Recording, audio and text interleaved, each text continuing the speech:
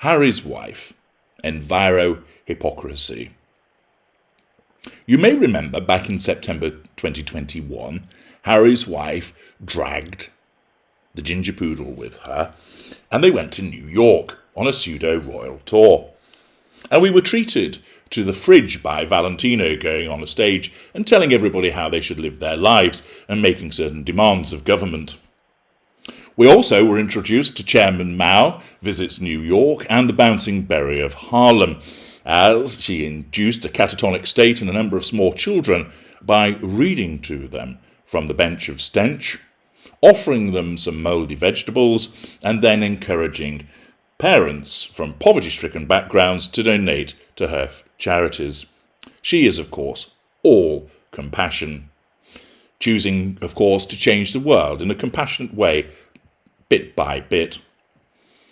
It was when she attended New York, she attended the Global Citizen Live concert to raise awareness on climate change and demanded new eco-laws to halve US emissions by 2030.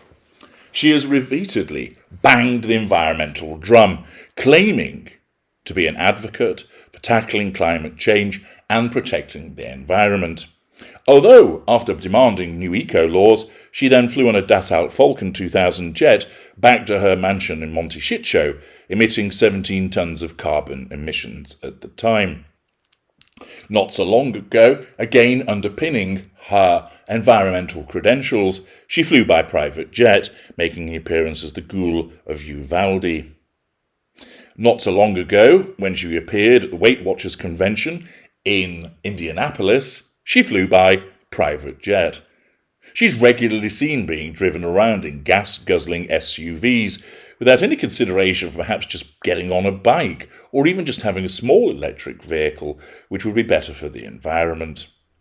We, of course, are well versed in this hypocrisy, and it's continued again with the appearance at the Nipple of Grope Awards, where she and Ginger Bollocks flew in by, yes, you've guessed it, private jet, whereas Big Willie Styley and the Radiant Princess of Wales flew commercial when they attended the Earthshot event.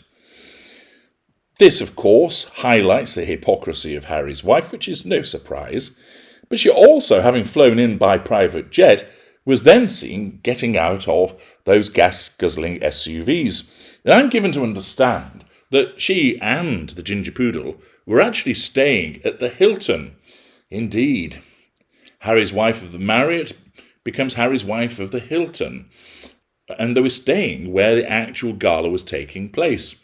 So therefore, in order to make an entrance, which of course a narcissist such as she would engage in, she does what? Goes down in a private lift into the basement of the hotel, where the security detail are all waiting, wearing her lampshade dress, climbs into the SUV and says, do a couple of circuits of the block to make the car look wet, because it's raining outside, and then I'll get out so all of the assembled paparazzi can take pictures of me. Although, of course, I absolutely hate them all because they hound me so much. Of course, I use other people's footage to prove that point.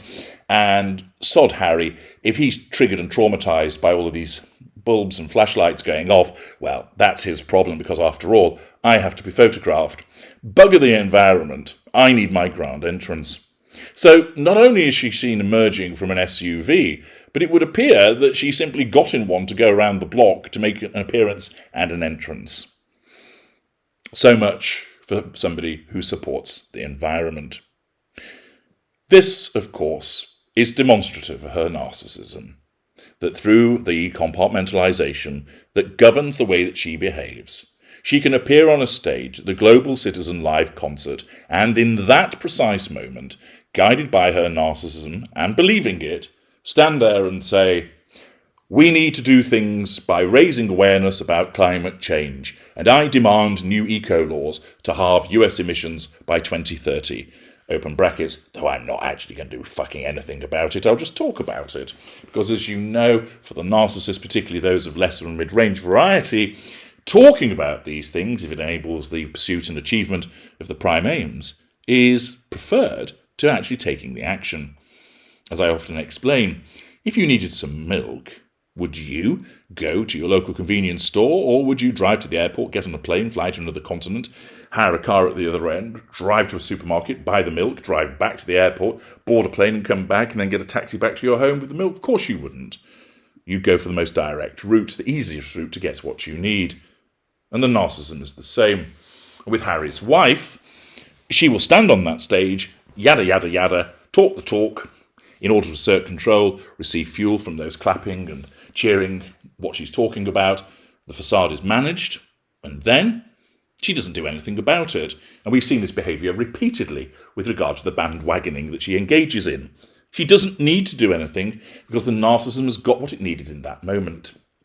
But it gets worse, because not only does she not follow up on the things that she says that she's going to do, parental leave being an example, the 40-40 debacle being another example, she then, in some other moment, because of the brilliance of the way that the narcissism compartmentalizes, she then engages in behaviour which completely contradicts what she said earlier. Thus, merely a day or two after making those announcements at the Global Citizen Live concert, she then flies back by private jet.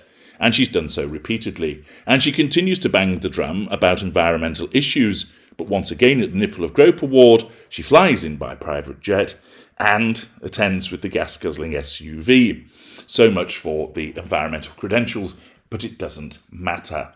Because what the narcissist stands for on a Monday can be completely dropped by Tuesday, if not sooner. And indeed, by Wednesday, they could have done a complete 180 and take a completely opposing view. And if you were to point out the contradiction, then the first thing that the narcissist would do would be to deny what you're accusing them of. That's the first line of the twin lines of the narcissistic defence. And if that's broken through, for example, you can show video footage or a message that details the behaviour that was engaged in, that shows the contradiction, there'll be a deflection. Well, that's not quite right. In some instances, you've manufactured that. That never happened. Believe me, I have advised people in instances in consultation where an individual has shown footage to the narcissist of them misbehaving and them saying, that isn't me, you've deep-faked the footage. The narcissism is that complete self-defense mechanism, will deny, deflect, and engage in alternative forms of manipulation to avoid accountability. Because providing accountability threatens that sense of control. And thus, the environmental hypocrisies that Harry's wife has engaged in previously and has done so again at the Nipple of Grope Award is purely as a consequence of the way that her narcissism compartmentalizes, allowing her to use the environment to influence people for the purposes of asserting control and drawing fuel and managing the facade, and then having no due regard to what she said earlier, where the narcissism needs to do something which is not supportive of the environment, again to ensure that she gains fuel, control, and facade management. She doesn't see it because the narcissism doesn't allow her to see it. When it's pointed out to her, the narcissism will defend her in the manner that I've just described. It isn't about the environment. It isn't about the cars or the private jet. It's about this. The narcissism must get the prime aims: control, fuel, character traits, and residual benefits. And everything else falls to one side. Principles, supposed morals, political stances, environmental concerns, whatever it might be, broken promises, future faking. So long as the narcissist gets one or more of those prime aims, everything else can go to hell. I'm H.G. Tudor. Thank you for listening.